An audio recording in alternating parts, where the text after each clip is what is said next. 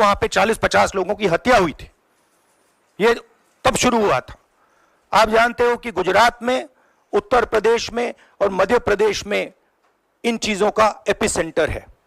और आप ये भी जानते हो कि बीजेपी के लोग कहते हैं कि हमारी लेबोरेटरी मध्य प्रदेश और गुजरात है। तो लेबोरेटरी से यह काम शुरू हुआ है और अब यह काम देश में फैल रहा है और आपका इससे नुकसान हो रहा है। जब तक यह रिवर्स नहीं किया जाएगा, जब तक हिंदुस्तान के इंस्टीट्यूशंस इनके हाथों से नहीं छीने जाएंगे और इफेक्टिव, ऑनेस्ट, इम्पार्शियल लोगों के हाथ में नहीं जाएंगे, तब तक ये होता रहेगा। और मैं आपको बता रहा हूं, जब तक बीजेपी रहेगी ये बढ़ता जाएगा।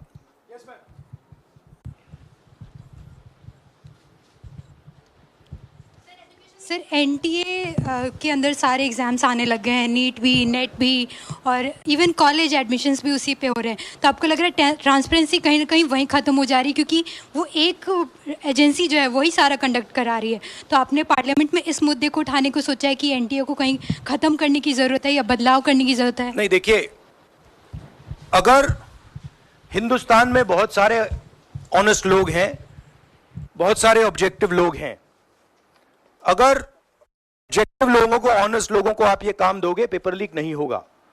अगर आप मीडियोकर लोगों को राजनीतिक बेसिस पे, आइडियोलॉजिकल बेसिस पे चुन के करोगे तो ये काम होगा।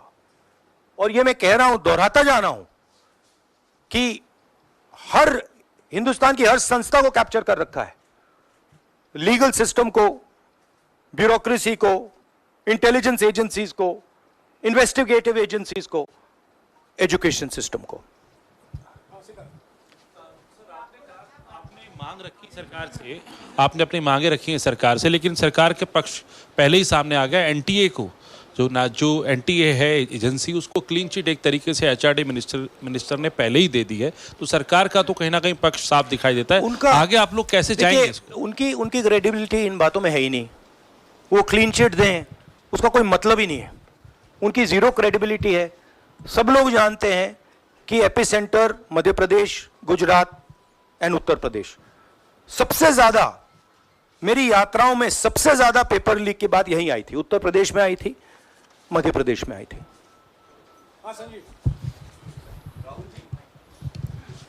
Rahul ji, NTA has conducted one test and which has been cancelled. The other is under doubt, and the court is looking into it.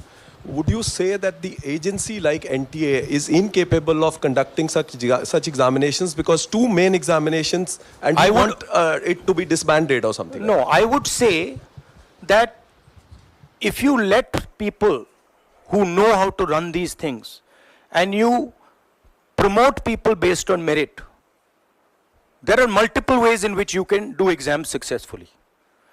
If on the other hand, you are constantly posting people who are mediocre, who do not have the skills to do these jobs, and you're posting them simply because they come from your same ideology, no system is going to work.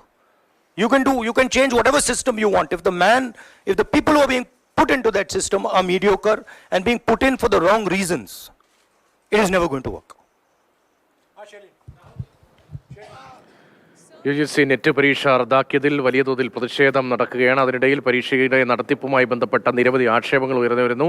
Rahul Gandhi നേരിട്ട് ആ വിഷയം ദേശീയ തലത്തിൽ ചർച്ചയാക്കുന്നതാണ് ഇപ്പോൾ കണ്ടത്. മാധ്യമങ്ങളോട് സംസാരിക്കുകയാണ്.